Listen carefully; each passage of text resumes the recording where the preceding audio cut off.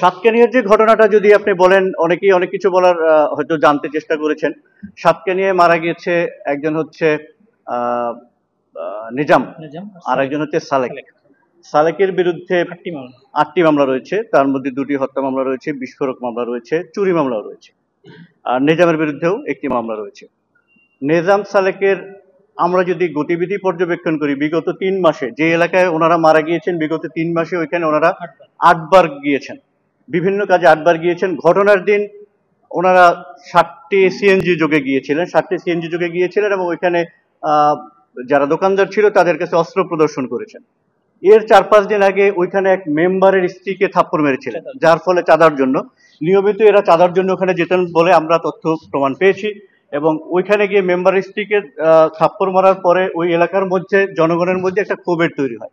এখানে অনেকে অনেক রাজনৈতিক কথা বলা হয়েছে যে কোনো বিশেষ একটি দলের কোনো ব্যক্তি বা কোনো চেয়ারম্যান ছিল কিনা।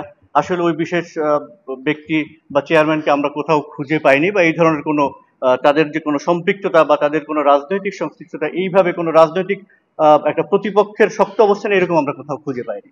বরঞ্চ আমরা যে একটা নিষিদ্ধ ঘোষিত সংগঠন থেকে শুরু করে তাদের আশ্রয়দাতাদের আমরা অবিরত খুঁজে যাচ্ছি। তাদের খুঁজে তাদেরকে ধরা আমাদের দায়িত্ব, এবং আমরা সেই লক্ষ্যে সর্বোচ্চ কাজ করে যাচ্ছি। সেখানে তাদের থাকার কোনো সুযোগ নেই।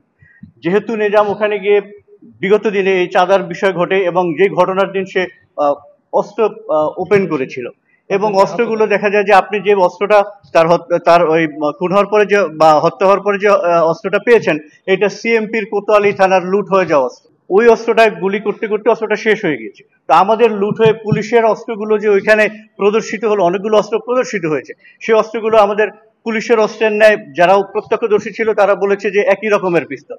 তো আমাদের পিস্তল, আমাদের পুলিশের অনেক অস্ত্র খোয়া গিয়েছে।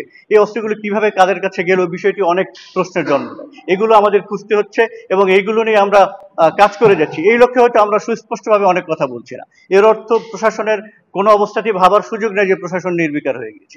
আমরা আমাদের মতো প্রকৃতি সত্য ঘটনা উদ্ঘাটন করার জন্য আমাদের যা কিছু দরকার সেটাই করবে, একটু সময় নিচ্ছে। এই ঘটনায় অস্ত্র মামলা হয়েছে, একটি অস্ত্র মামলা হয়েছে।